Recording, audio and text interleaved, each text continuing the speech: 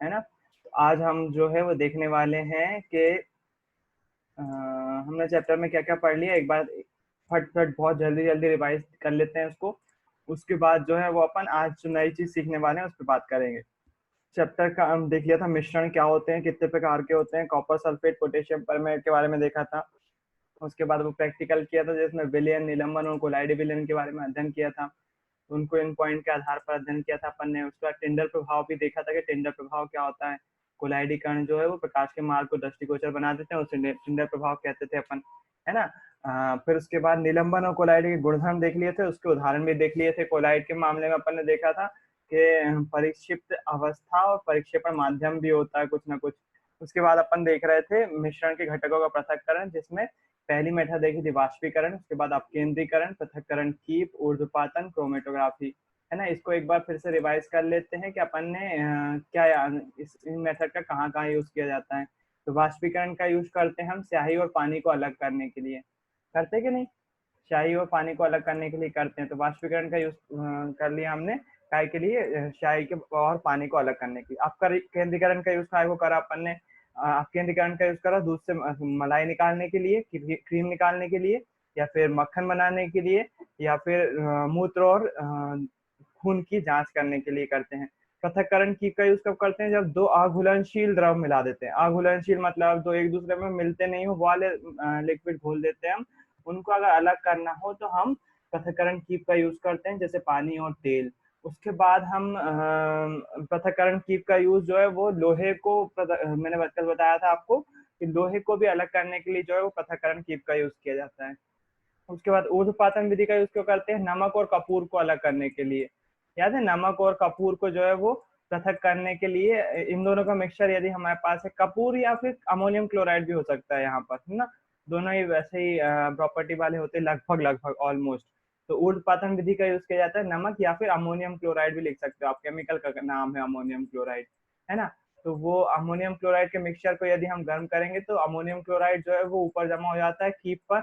आपने इसका वीडियो भी देखा था, करते हुए परफॉर्म करते हुए देखा था। क्लोराइड, रा लिखना भूल गया हूँ मैं, क्लोराइड, है ना। ऊर्ध्वपातन में इसका यूज करते थे। फिर उसके बाद देखा था क्रोमेटोग्राफी। क्रोमेटोग्राफी आपने खुद से भी करके देखा था, और अपन एक बार स्कूल में भी करेंगे फिल्टर पेपर की सहायता से। तो क्रोमेटोग्राफी के द्वारा क्या किया जाता है, पिगमेंट्स को अलग कर दिया जाता है, डाई के रंगों को अलग कर दिया जाता है। डाई मतलब जो अपन को कलर दिया हुआ है उसके अलग अलग कलर को, रंगों को, या फिर आप इंग्लिश में बोलो तो पिगमेंट्स को अलग करने के लिए जो है वो किस मेथड का यूज किया जाता है, क्रोमेटोग्राफी का यूज किया जाता है। उसके बाद अपन ने देखा था प्रभाजी आसवन।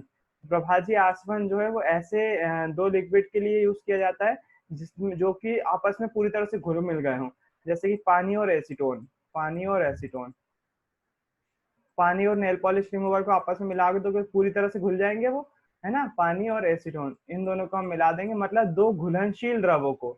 जबकि पृथक्करण कौन सा था, पृथक्करण था दो अघुलनशील द्रवों को अलग करने के लिए पृथक्करण कीप का यूज किया जाता था। पृथक्करण कीप दो अघुलनशील तत्वों के लिए, मिश्रण के लिए थी, या फिर दो अघुलनशील द्रवों के लिए थी। जबकि प्रभाजी आसवन किसके लिए, प्रभाजी आसवन दो घुलनशील द्रवों के लिए, दो घुलनशील आपस में पूरी तरह से घुल जाते हैं उनको अलग करने के लिए। तो हम इसके लिए एक वो देखा था हमने, एक इंस्ट्रूमेंट होता है उसमें जो है वो ये वाला इंस्ट्रूमेंट देखा था आपने। उसमें हम एक फ्लास्क में जो है वो मिक्सचर ले लेते हैं, एसीटोन और पानी दोनों ही रहते हैं उसमें। उसको गर्म करते हैं तो क्या होता है, एसीटोन का क्वथनांक जल्दी होता है, मतलब उसका 56 डिग्री सेल्सियस ही क्वथनांक होता है। वो 56 डिग्री सेल्सियस पे ही जो है वो भाप में कन्वर्ट हो जाता है। तो वो थोड़ा सा ही गर्म करते, तो पानी तो 56 डिग्री सेल्सियस पे गर्म ही होता है केवल, वो भाप नहीं बन पाता, और एसीटोन पहले ही भाप बन जाता है। तो एसीटोन भाप बन के कहाँ जमा हो जाता है, इधर आ जाता है इस नली की सहायता से। और यहाँ पर जो है वो पानी उसको क्या कर देता है, उस भाप को ठंडा कर देता है, और वो ठंडी होके भाप जो है वो बूंद बूंद के रूप में इस बीकर में जो है वो जमा हो जाती है। ये वाटर कंडेंसर यहाँ पर यूज किया जाता है, जल संघनित्र बोलते हैं हिंदी में इसको। क्लैंप बोलते हैं पकड़ने वाली चीज को, जैसे यहाँ पर ये रॉड को पकड़ने वाली क्लैंप, उसको पकड़ता है जो स्क्रू, उसको क्लैंप बोलते हैं। Water inlet, cold water in मतलब कोल्ड वाटर यहाँ से डाला गया और कोल्ड वाटर आउट ऊपर से निकाला गया, है ना। नीचे से क्यों डाला, ऊपर से क्यों निकाला, ऊपर से क्यों नहीं डाला, नीचे से क्यों नहीं निकाला, क्योंकि नीचे से डालेंगे ना अपन, यहाँ से कोल्ड वाटर नीचे से जाएगा ऊपर, तो एंटी ग्रेविटी के तहत धीरे धीरे ऊपर जाएगा, ग्रेविटी इस पे काम कर रही होगी तो इसके कारण से धीरे धीरे ऊपर जाएगा और भाप को धीरे धीरे आसानी से ठंडा कर देगा। अगर हम ऊपर से डाल देंगे तो पानी फटाक से जो है वो नीचे आ जाएगा, ग्रेविटी काम कर रही होगी उस पर और वो फट से नीचे खींच लेगी और पानी ज्यादा देर तक यहाँ नहीं रुक पाएगा। इसलिए नीचे से डालते हैं और ऊपर से पानी को निकाल लेते हैं, जिससे पानी जो है वो ज्यादा देर तक जो है वो वाटर कंडेंसर में रहता है और भाप को क्या कर देता है, ठंडा कर देता है। उससे हमको क्या मिल जाती है, एसीटोन प्राप्त हो जाता है। तो ये सारी विधियां थी जिसके बारे में हम जो है वो चर्चा कर चुके थे। अब हमारे पास दो विधियां और हैं। वो दो विधियां कौन सी हैं वो आपको मैंने बताया भी था कि जो विधियां हैं वो दो विधियां जो है वो ज्यादा टिपिकल है, थोड़ी सी कठिन है ना, जिसके कारण से उनका यूज जो है वो हम प्रैक्टिकली नहीं देख सकते कि प्रैक्टिकली कैसे करते हैं, क्योंकि बहुत बड़े बड़े जो है वो प्लांटों में किया जाता है। लेकिन फिर भी अपन जो है वो बात करेंगे। तो देखो, वायु एक प्रकार का मिक्सचर है। किस किस का मिक्सचर है? वायु में बहुत सारी गैसेस पाई जाती हैं, जैसे nitrogen, oxygen, carbon dioxide gas, बहुत सारी गैसेस पाई जाती हैं। उन घटकों को पृथक करने के लिए हम एक विधि का यूज करते हैं। वो विधि आपके बुक में जो दी हुई है वो कुछ इस प्रकार दी हुई है। ये वायु के घटकों का पृथक्करण करने के लिए इस डायग्राम का यूज किया हुआ है बुक में। तो इसमें आप ध्यान से देखोगे यदि, तो मैं इसको थोड़ा सा पेंट की स्क्रीन पे खोल लेता हूँ ताकि इसको आसानी से अपन एनालिसिस कर पाए। तो ये डायग्राम आपको यहाँ पर दिख रहा है। हम क्या कर रहे हैं, आपको मालूम है जो अपनी वायु होती है वो बहुत सारी गैसेस का मिक्सचर है, जिसमें जो है वो मेनली जो होती है वो होती है नाइट्रोजन, N2 गैस। नाइट्रोजन का सिंबल होता है N और नाइट्रोजन गैस का सिंबल होता है N2। याद रखिएगा, नाइट्रोजन का सिंबल होता है N, कैपिटल N, और नाइट्रोजन गैस होती है N2। इसके बाद आती है ऑक्सीजन। तो ऑक्सीजन का सिंबल होता है O और ऑक्सीजन गैस का होता है O2, है ना। ऑक्सीजन, दो ऑक्सीजन के परमाणु आपस में मिलकर ऑक्सीजन गैस का निर्माण करते हैं। ये थोड़ी बहुत धीरे धीरे समझ में आएगा, कोई दिक्कत वाली बात नहीं है। अगले चैप्टर में इसी पे बात करने वाले हैं अपन। तो नाइट्रोजन गैस को बोलते हैं N2, फिर O2। सबसे ज्यादा होती है नाइट्रोजन, फिर उसके बाद ऑक्सीजन, फिर उसके बाद होती है कार्बन डाइऑक्साइड गैस, और कार्बन डाइऑक्साइड गैस के बाद जो है वो मीथेन आती है। मीथेन का फॉर्मूला होता है CH4। मीथेन के अलावा उसमें वाटर ड्रॉपलेट्स होते हैं, यानी कि H2O, और आपस में धूल के कण भी होते हैं। इतनी सारी चीजें इसमें। इसके अलावा भी ऑर्गन और हीलियम, ऑर्गन गैस को बोलते हैं AR और हीलियम को बोलते हैं He। ये भी होती है लेकिन ये बहुत कम होती है, 0.001 ऐसे ऐसी होती हैं, 0.001। बाकी की नाइट्रोजन जो है वो 78 के पास पास होती है, 75 से 78 पे वेरी करती है। और ऑक्सीजन जो है वो लगभग अप्रोक्सीमेटली 20% होती है, 20 से 22% जो है वो वेरी करती है। जो आपको एग्जैक्ट अमाउंट बताया जाएगा कहीं पर भी कि नाइट्रोजन इतने परसेंट होती है, ऑक्सीजन इतने परसेंट होती है, तो वो एग्जैक्ट अमाउंट जो है एवरेज अमाउंट होता है। एवरेज निकाल लेते हैं वो, क्योंकि देखो आप खुद से समझ सकते हो कि यदि मैं बात करूं आपसे अपने मेरे एरिया की, मेरा घर यदि सड़क के पास है तो वहां पर हो सकता हो कार्बन डाइऑक्साइड गैस ज्यादा हो। अब एरिया तो उतना ही है, उस एरिया में या तो कोई सी भी गैस जो है वो लिमिटेड एरिया है उतने में रह सकती है। अब यहाँ पर एमिशन कार्बन डाइऑक्साइड गैस ज्यादा हो रही है, तो इस एरिया में हो सकता है नाइट्रोजन कम हो जाए, कार्बन डाइऑक्साइड गैस ज्यादा हो जाए। तो जगह जगह पर ये गैसों का वितरण थोड़ा बहुत, ज्यादा मैक्सिमम नहीं, बहुत ज्यादा नहीं, लेकिन थोड़ा बहुत वेरी कर जाता है। तो फिर अलग अलग एरिया का क्या करते हैं, अलग अलग गैसों का अनुपात निकाल के उनका एवरेज निकाल लेते हैं, औसत निकाल लेते हैं। औसत का फॉर्मूला आपको सभी को पता है। औसत का फॉर्मूला क्या होता है, आंकड़ों का योग बटे आंकड़ों की संख्या, है ना। आंकड़ों का योग मतलब कि जितनी जगह पर जैसे जैसे गैस के परसेंटेज आए सबको जोड़ देंगे और डिवाइड कर देंगे कितनी जगह से वो आंकड़े लिए, है ना। तो आपको औसत पता चल जाएगा, है ना। औसत निकालते, मेरे ख्याल से औसत निकालना आता है सभी को, है ना। अगर आपके टेस्ट के मार्क्स के औसत निकाले जाए तो सभी बच्चों के टेस्ट के मार्क्स जोड़ दो और उसको डिवाइड कर दो जितने बच्चों की संख्या हो, तो आपके क्लास में एवरेज मार्क्स पता चल जाएंगे आपको। और आपको अचंभा होगा कि कई कंट्रीज में इन एवरेज मार्क्स को जो है वो टीचर की कैपेबिलिटी से जोड़कर देखा जाता है। मतलब क्लास के जो है, जैसे मान लीजिए मैंने साइंस का टेस्ट लिया, तो कुछ बच्चों के बीच में से 20 आएंगे, कुछ के 19 आएंगे, कुछ के 17 आएंगे, किसी के 12 आएंगे, किसी के 1 या 2 भी आएंगे, किसी के 0 भी आएंगे, किसी के 7 भी आएंगे। तो मैं सब बच्चों का जो है वो साइंस में एवरेज निकालूंगा कि सब बच्चों का एवरेज कितना है, तो सभी के मार्क्स जोड़ दूंगा मैं और डिवाइड कर दूंगा जितने भी संख्या होगी बच्चों की। जैसे मान लीजिए अभी जो संख्या है 3 3 6 तो 8 8 बच्चे हैं यहाँ पर, 8 बच्चों की संख्या को जो है वो मैं 8 बच्चों के मार्क्स को टोटल जोड़ूंगा और डिवाइड कर दूंगा उसको 8 से, तो मेरे पास जो है वो क्लास की एवरेज मार्किंग आ जाएगी। और कई कंट्रीज जो है वो टीचर की कैपेबिलिटी इस एवरेज मार्किंग टीचर को बोलते हैं कि आप बढ़ाओ।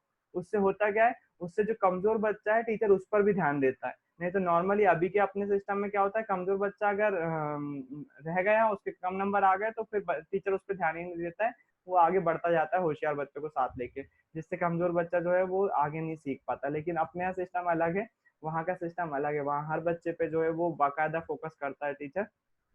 खैर, वो अलग एजुकेशन सिस्टम की प्रॉब्लम है। हम वापस चैप्टर पे आते हैं, और चैप्टर में मैं आपको बता रहा था कि वायु से कैसे हम उसकी गैसों को अलग कर सकते हैं। मतलब हम यहाँ पर क्या करेंगे, अब वायु में जो मेनली उपस्थित गैसेस हैं, जो कि कौन कौन सी हैं, नाइट्रोजन, ऑक्सीजन और कार्बन डाइऑक्साइड गैस, इन सभी को जो है वो हम अलग कर रहे हैं। इन सभी को जो है अलग करने की सोच रहे हैं कि अलग कैसे होंगे। तो उसके लिए ये प्रक्रम का यूज किया जाता है। इस प्रक्रम में जो है यहाँ पर वायु को प्रवेश करवाया जाता है। आपको स्टार्टिंग दिख रही होगी, यहाँ पर स्टार्टिंग में इन्होंने क्या करा, एक पाइप के माध्यम से वायु को इनलेट करवाया। इनलेट करवाया मतलब वायु यहाँ पर इस चैम्बर में आई। इस चैम्बर में क्या होगा, वायु पर दबाव डाला जाएगा। ये जो पिस्टन लगे हुए ना, ये इस साइड और आगे पीछे होते रहेंगे, आगे पीछे होते रहेंगे, तो वायु में क्या हो जाएगा, जनरेट प्रेशर जनरेट हो जाएगा। वायु में बहुत ज्यादा दबाव में जाएगी। दबाव मतलब वायु के कणों को क्या कर रहे हैं, ये दबा रहे हैं। दबाएंगे तो इतनी कम जगह में ज्यादा वायु बढ़ेगी, मतलब क्या हो जाएगा, दबाव बढ़ जाएगा, प्रेशर बढ़ जाएगा। प्रेशर मतलब वही चीज, अपन जो हवा डलवाने जाते हैं साइकिल में यदि, तो पंप में क्या होता है, वो मशीन से हवा भरता जाता है, तो प्रेशर ज्यादा हो जाता है। वही केस यहाँ पर हो रहा है, बस यहाँ पर थोड़ा सा ज्यादा हो रहा है। अब यहाँ पर इसके बाद क्या करते हैं, उस वायु को जो है वो गर्म किया जाता है। गर्म कैसे करते हैं, कोयले का यूज करते हैं उसको, जाहिर सी बात है ना। कोयले का भी यूज कर सकते हैं, इलेक्ट्रिक का भी यूज कर सकते हैं, इलेक्ट्रिक के द्वारा भी गर्म कर सकते हैं। अब वो वायु पहले से दबाव में थी, ऊपर से उसको गर्म किया गया।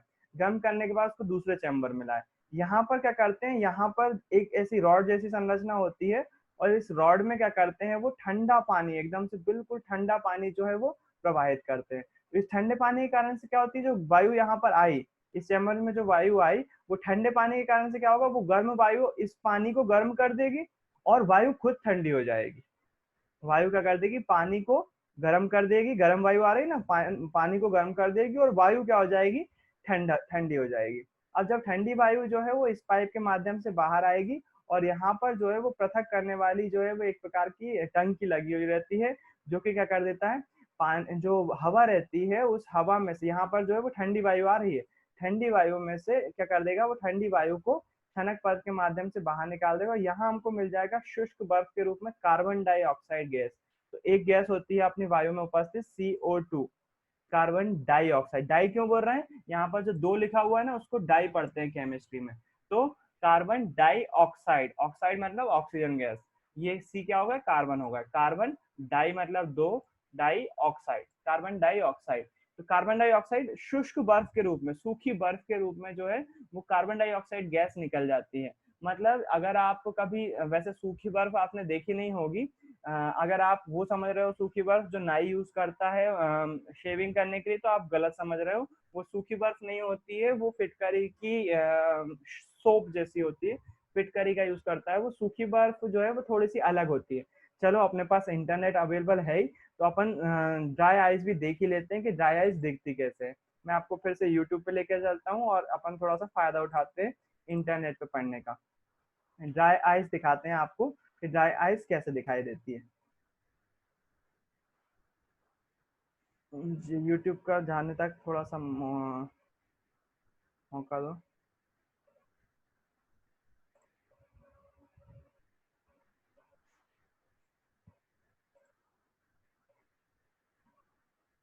आपके सामने अब जो आ रहा है वो आ रहा है एक वीडियो, जिसमें लिक्विड नाइट्रोजन और ड्राई आइस के बारे में चर्चा की गई है ना। तो यहाँ पर इस वीडियो में इन्होंने दोनों के कंपेयर किया है, लिक्विड नाइट्रोजन और ड्राई आइस। लिक्विड नाइट्रोजन क्या होती है, लिक्विड नाइट्रोजन भी जस्ट आप देखने वाले हो, अभी इसमें जो निकलेगी वो लिक्विड नाइट्रोजन ही निकलेगी।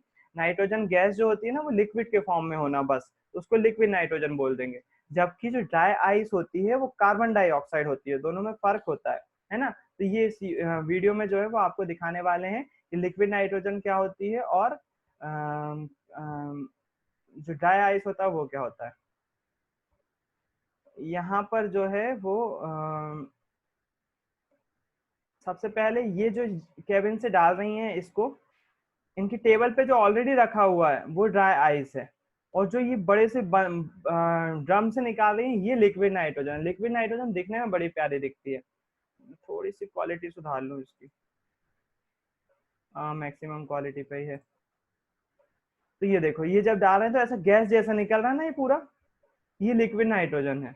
बहुत ज्यादा ठंडी होती है पृथ्वी पर, अभी तक जो मानव निर्मित चीज है, अगर कोई सबसे ज्यादा ठंडा है तो वो लिक्विड नाइट्रोजन ही है। तो ये ऐसी बहती हुई दिख रही है, ये पूरी लिक्विड नाइट्रोजन है। लिक्विड नाइट्रोजन के मैं आपको एक आध दिन बहुत अच्छे से प्रयोग दिखाऊंगा कि लिक्विड नाइट्रोजन बहुत ज्यादा ठंडी होती है और उसका फायदा क्या होता है, बहुत सारी चीजें जो है वो। ये ड्राई आइस है, आइस मतलब बेसिकली बर्फ ही बोल रहे हैं, वो बर्फ ही है। वो क्लोज क्लोज व्यू में दिखाएंगे तो ज्यादा अच्छा रहेगा। ये देखिए, ये पानी जैसी जो उबलती हुई दिख रही है ना, ये उबल नहीं रही है, ठंडी है, बहुत ज्यादा ठंडी है, और ठंडी होने पर भी वो देखो उसमें इतनी ज्यादा गति हो रही है उसके कणों में कि वो मूव होते हुए दिखाई दे रहा है, उबलते हुए दिखाई दे।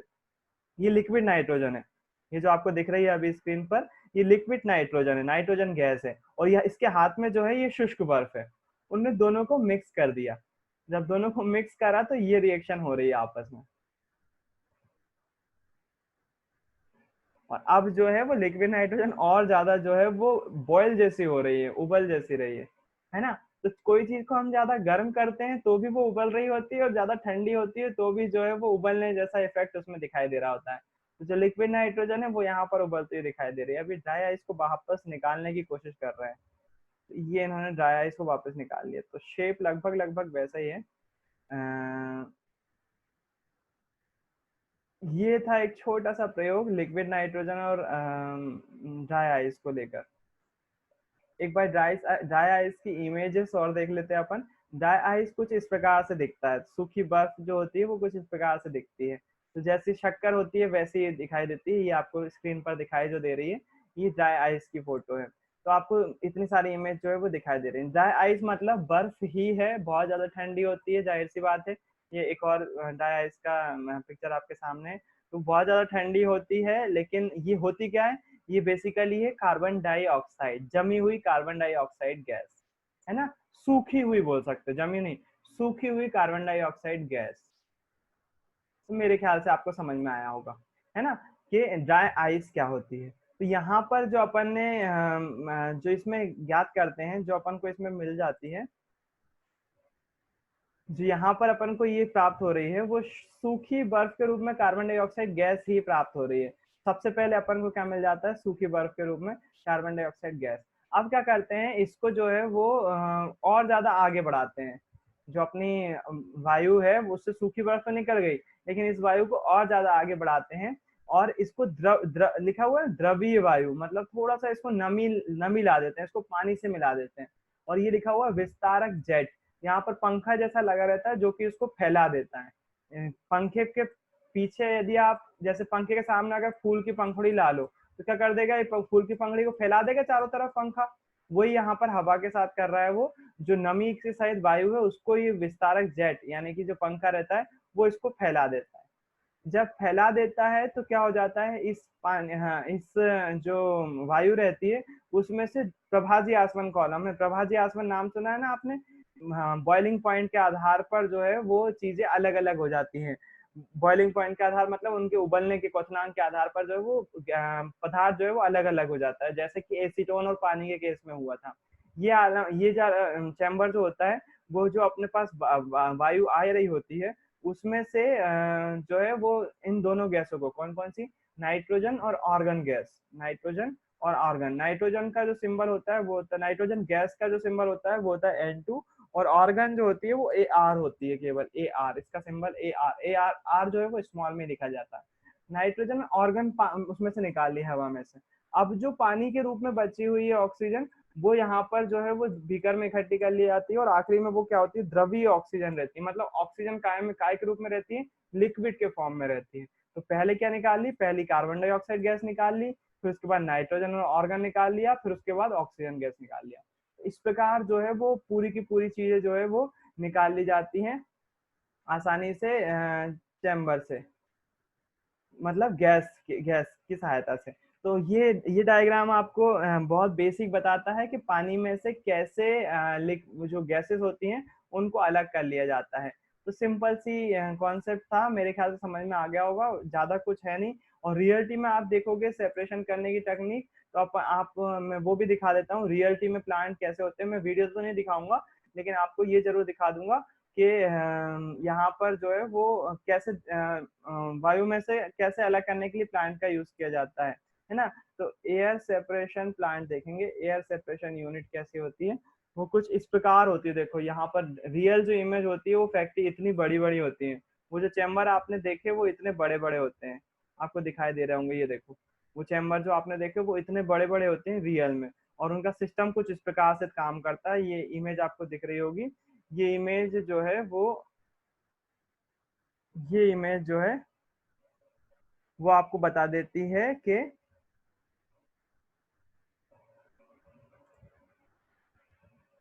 कैसे वो सिस्टम काम कर रहा होता है। यहाँ पर आपको दिखाई दे रहा होगा, ये पूरे चैम्बर हैं जो कि अलग अलग गैसेस को अलग अलग तरह से काम कर रहे होते हैं। उनकी साइट का विवरण है, उनकी जो एक कंपनी है उसका जो है वो दिखा रहा हूँ। मतलब बताने का मकसद क्या है, बताने का मकसद केवल ये है कि रियल में जो होती है इमेज वो बहुत, जो रियल में सेपरेशन प्लांट होता है हवा वाला, वो बहुत बड़ा होता है, वो बहुत ज्यादा हैवी होता है और बहुत ज्यादा कॉम्प्लेक्स भी होता है। इतनी आसानी से अपन अगर चैम्बर में से जो है वो ऑक्सीजन, नाइट्रोजन और कार्बन डाइऑक्साइड गैस निकाल रहे होते, तो सभी लोग जो है वो अपने अपने घरों में जो है वो ऑक्सीजन सिलेंडर भर के रख लेते है ना। हालांकि वो डेंजरस होता है क्योंकि ऑक्सीजन गैस जो है वो आग पकड़ लेती है। एक यहाँ पर बताने वाली बात इंटरेस्टिंग अच्छी है आई है याद, जो ऑक्सीजन गैस होती है वो आग जलाने में सहायक होती है। आप समझते हो ना, अगर ऑक्सीजन गैस नहीं होगी तो आप माचिस की तीली जलाओगे लेकिन वो जलेगी ही नहीं। इसका मतलब ये नहीं कि बारिश में जब तीली नहीं जलती है तो आपके पास ऑक्सीजन नहीं होती, वो अलग रीजन होता है। उस केस में नमी बढ़ जाती है, वो तीली गीली हो जाती है जिसके कारण से नहीं जल रही होती है ना। लेकिन अगर ऑक्सीजन गैस हमारे आसपास होगी ही नहीं तो हमारी गैस, अगर चूल्हा आप जलाओगे तो वो जलेगा ही नहीं, बिल्कुल नहीं जलने वाला वो, है ना। और इसके विपरीत अगर ऑक्सीजन ज्यादा हो जाएगी, ऑक्सीजन ज्यादा मात्रा, अभी कितनी परसेंट है, अप्रोक्सीमेटली 20% है, लगभग लगभग 20% है। अगर उस ऑक्सीजन की मात्रा 20 से, जैसे 78% नाइट्रोजन है, अगर 78% ऑक्सीजन हो जाए और 20% नाइट्रोजन हो जाए, तो मालूम क्या होने वाला है। तो होने वाला है जैसे आप गैस स्टोव चालू करोगे वैसे एक धमाका होगा और आपका घर सहित पूरा एरिया लगभग लगभग बम विस्फोटों से दहक दहक जाएगा। जितने भी सिलेंडर होंगे सब आग पकड़ लेंगे और विस्फोट पे विस्फोट होंगे। अजीब बात नहीं है। हाँ है, लेकिन ऐसा सच में होगा। ऑक्सीजन का मात्रा जितनी है उतनी ही रहना चाहिए। अगर आपसे ये बोला जाता है कि आप पेड़ लगाओ, बहुत सारे पेड़ लगना चाहिए, बहुत सारे पेड़ लगना चाहिए, तो क्या करें। अगर अगर हर एक घर ने पेड़ लगा लिया ना, पृथ्वी पर अगर जितना एरिया है, अगर सभी ने पेड़ लगा लिया, तो पृथ्वी पर इतनी ज्यादा ऑक्सीजन हो जाएगी कि यहाँ पर धमाके होने लगेंगे, यहाँ पर जो है वो विस्फोट होने लगेंगे, जरा सी चिंगारी जो है वो विस्फोट में कन्वर्ट हो जाएगी। तो वो पूरी तरह से सही नहीं है कि आपको पेड़ लगाना है, लेकिन दिक्कत वाली बात यह है कि अभी पेड़ों की संख्या बहुत ज्यादा कम हो गई है।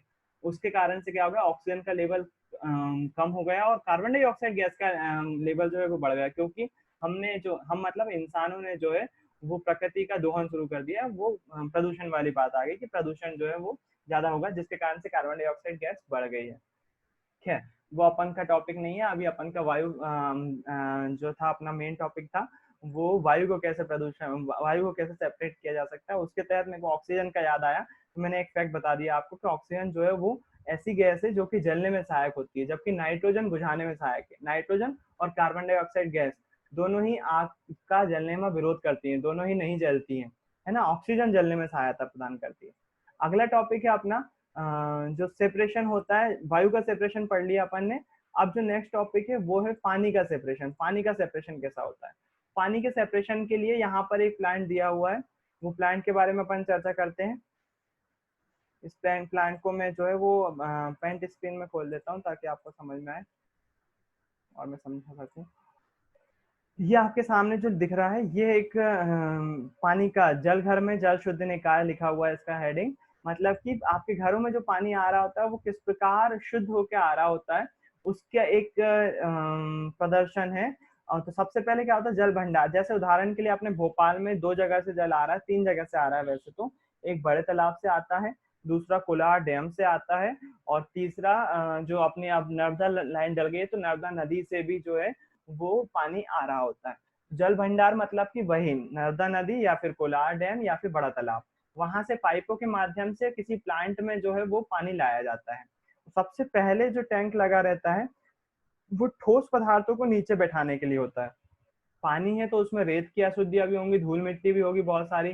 तो जो सबसे पहला टैंक होता है वो क्या कर देता है, वो इसमें से जो हैवी हैवी जो भारी भारी ठोस पदार्थ होते हैं उनको नीचे इकट्ठा कर देता है, और साफ पानी जो है वो ऊपर आ जाता है। तो वो नीचे बैठा हुआ पानी है तो पाइप देखो, पाइप ये पाइप जो है वो नीचे भी लगा सकते थे, लेकिन नहीं लगाया, ऊपर लगाया। वो क्यों? क्योंकि हैवी चीज जो है वो नीचे बैठ जाएंगी, पानी जो ऊपर रहेगा वो केवल साफ साफ रहेगा, है ना। वो साफ पानी जो है वो पानी के माध्यम से इस टैंकर में आता है। अब इसमें क्या होता है, निलंबित अशुद्धियों के लिए तलहट टैंक, भार लोडिंग टैंक, इसको बोल रहे हैं भार टैंक। अब निलंबित अशुद्धियां क्या होती है, निलंबित, निलंबन नाम सुना है आपने? निलंबन कब मिला था अपन को पानी में? अपन ने क्या घोला था कि निलंबन मिला था? अपन ने आटा घोला था। आटा घोलने के बाद जो है हमें निलंबन विलयन प्राप्त हुआ था। पहले तो हमने धूल मिट्टी को अलग कर लिया, फिर उसका इस वाले जब चैम्बर में आए, इसको पानी को थोड़ी देर और होल्ड किया, तो जो निलंबन के कण थे, जैसे आटा नीचे बैठ जाता है ना, वैसे इस वाले टैंक में जो है वो निलंबन जो कण रहते हैं वो नीचे बैठ जाते हैं, और शुद्ध पानी जो है वो ऊपर रह जाता है, साफ पानी ऊपर रह जाता है। साफ पानी फिर से ऊपर के पाइप के माध्यम से छानक टैंक में आता है। अब छानक टैंक में जो है वो, इसमें जो लिखा हुआ है ये पुरानी तकनीक है, आजकल मशीनों का यूज करने लगे हैं वो। फिल्टर पेपर, यूवी रेस और आरओ का सिस्टम कर यूज किया जाने लगा है। ये जो है वो पुरानी टेक्निक पर बना हुआ है, पुरानी टेक्निक पे है। तो छानक टैंक कैसा होता था, एक चैम्बर होता था जिसमें जो है वो सबसे नीचे जो डाले जाते थे वो मोटे कंकड़ डाले जाते, बड़े जैसे गिट्टी जैसे कंकड़ होते हैं ना, गिट्टी जैसे कंकड़ डाले जाते थे। उसके ऊपर जो है वो बारीक कंकड़ डाले जाते थे, जैसे कि बारीक कंकड़ आपके हो गए, मान लीजिए जो बारीक गिट्टी होती है उसमें के पत्थर, बारीक गिट्टी देखी होगी ना आपने, जो सड़क डालते समय डालते हैं, बारीक गिट्टी होती है, जो अपनी रोड बनती है तब डलती है ना। एक बड़ी गिट्टी होती है जिससे छत डाली जाती है, एक रोड बनते हुए बारीक गिट्टी डाली जाती है, वो डाल देते हैं। उसके ऊपर जो है वो और बारीक बालू डाल दिया जाती है। बालू मतलब होता है रेत, है ना। पहले मोटे कंकड़, फिर उसके बाद छोटे कंकड़, फिर उसके बाद और बारीक कंकड़ जैसे कि रेत वाले कंकड़ जो है वो डाल दी जाते हैं। अब होता क्या है, जब पानी इधर से होकर इधर आ जाता है, पानी जो है ऊपर यहाँ से जो है वो नीचे जाने लगता है। मतलब जो यहाँ पर जो है क्या बोलते हैं, ये जो पाइप है, यहाँ पर जब पानी आता है तो जितने भी उसमें पानी, मतलब यहाँ से फ्लो किया जाता है, तो वो क्या होता है, इस रेत वगैरह में से छनता हुआ, इसमें से गंदगी जो है वो जब पानी इसमें से निकलता है ये पूरी तरह से भरा हुआ रहता है।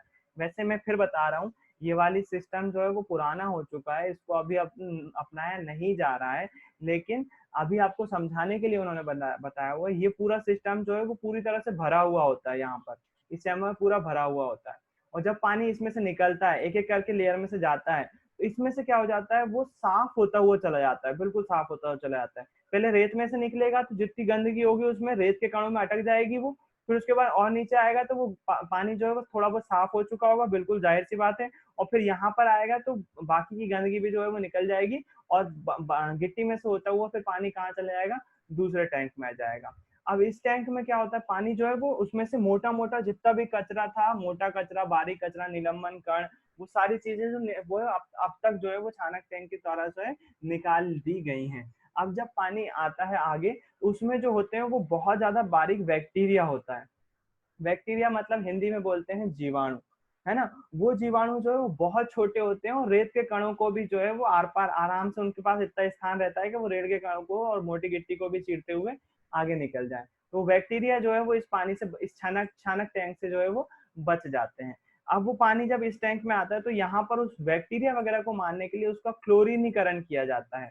क्लोरीनीकरण एक, आप ये समझ सकते हो, आपने अगर ब्लीच का नाम सुना होगा, ब्लीच का नाम, ब्लीच, ब्लीच आजकल जो है वो किया जाने लगा है, पार्लर में किया जाता है। पहले केवल लड़कियां करवाती थी, आजकल लड़के भी करवाने लगे हैं। तो फेशियल के तौर पर जो है वो फेस पर ब्लीच करवाया जाता है, ब्लीच का फेस पैक किया जाता है। उसके कारण से क्या होता है, जो आपके चेहरे पर अगर कुछ सूक्ष्म जीव या बैक्टीरिया वगैरह हैं तो उनको मारने के लिए ब्लीच जो है वो आपको चेहरे को क्लीन कर देता है। गंदगी साफ कर देता है। वो गंदगी कैसे होते हैं, वो बैक्टीरिया को मारकर ही साफ कर रहा होता है। वैसे यहाँ पर जो है वो इस जो ये वाला स्तंभ होता है, इसमें ब्लीच पाउडर का यूज किया जाता है, जो कि ब्लीच जो होता है वो मेनली क्लोरीन से मिलकर बना हुआ होता है। कैसे? क्लोरीन से। और क्लोरीन का जो सिंबल होता है वो होता है, क्लोरीन एक तत्व है जिसका सिंबल होता है सी और स्मॉल एल, क्लोरीन, है ना। और नाम जो लिखते हैं वो सी एच से शुरू होता है, क्लोरीन, CHOLORINE, क्लोरीन। हिंदी में बोले तो इसको ऐसा लिखते हैं, क्लोरीन। तो ये ब्लीच जो है वो क्लोरीन से बना होता है, और ये क्लोरीन क्या कर देता है, इस पानी में उपस्थित सारे बैक्टीरिया को मार देता है, और पानी का टेस्ट थोड़ा सा चेंज हो जाता है इस ब्लीच के कारण से। हालांकि ये ब्लीच जो है वो हमारे सेहत के लिए ज्यादा मात्रा में अगर चला जाए तो नुकसानदेह है ना। लेकिन जो अपने प्लांट्स में लगाया जाता है उसकी कम मात्रा यूज की जाती है, जिसके कारण से बैक्टीरिया मर जाए और हमारे बॉडी को वो नुकसान ना करे।